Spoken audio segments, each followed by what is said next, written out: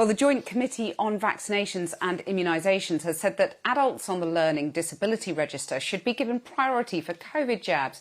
That means another 150,000 people will be offered the vaccine more quickly. The announcement follows a campaign by TV and radio presenter Jo Whiley, who was offered the vaccine before her sister Frances, who has a rare genetic syndrome and was hospitalised after an outbreak of the virus at her care home. I spoke to Jo Whiley earlier and I asked what her reaction was when she heard that adults with learning disabilities on the GP register will be prioritised. I mean, this is the most amazing day. I'm so excited.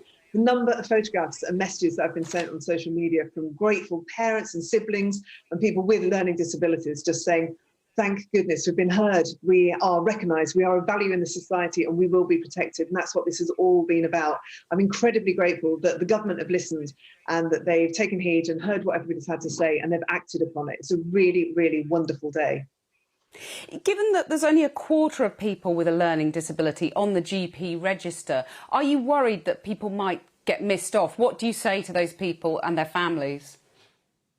I would say that they should contact their GPs and they should have these discussions and to find out. Of course, you know, I'm aware and afraid of anybody slipping through the net, and I more than anybody know how easy that can be. So, you know, from my experience, you have to fight, and this has been the experience of anybody, I think, with a learning disabled loved one. You have to fight and you have to battle and you have to have those conversations. So if you're not on the register, if you have doubts, if you're having frustrations at the moment, then just keep fighting, try and make contact, ask questions. Obviously, you began this fight because your sister, Frances, wasn't offered a vaccine. Unfortunately, this prioritisation has come too late for her. She contracted COVID. How is she now? Frances she's really good. She's just phoned me up from the hospital. They had to go and have some tests.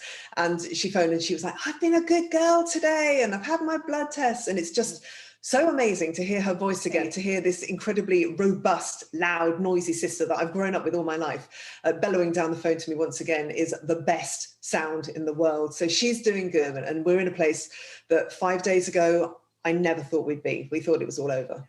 How difficult has the last week been then for you and her as a family? My God, as a family, it's been hellish. It's been awful, unbearable. The idea of my sister and all her friends, you know, she lived in a residential setting. There were 6 of them there.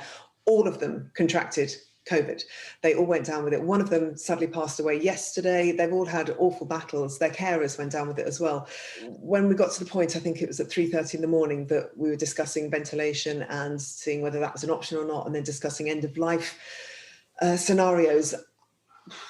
I couldn't believe it. My mum couldn't believe it. We just couldn't quite comprehend what was going on and that it had come to this, and so quickly as well.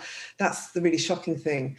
And then to see this miraculous recovery. I mean, Frances is made of some kind of superhuman strength inside her. I can't believe she is where she is now. Given what she's been through, what her friends have been through, how difficult has this pandemic been for people with disabilities and their families?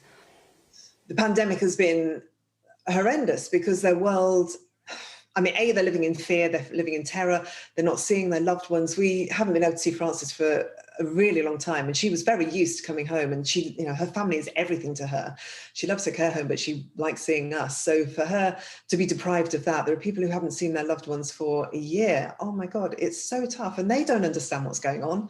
Many of them have no comprehension. All they know is that the people they love most in the world are not there anymore. And can you imagine what that's like? To feel forgotten. I think that's what struck me when I was raging with terror in the middle of the night about Frances. I just felt like we'd failed her. I felt like everybody had failed her and all people like her with a learning disability. We'd let them down every step of the way. We hadn't protected them. We weren't speaking up for them. We weren't fighting for them. And that's why it's been so important for me to battle and to make a noise, because they can't do it themselves. They completely rely on us, and that's what we have to do. And I'm going to carry on doing that from here on in, because it's not fair and we can't let it carry on. We have to fight for them. Jo Whiley, thanks so much for joining us. Pleasure.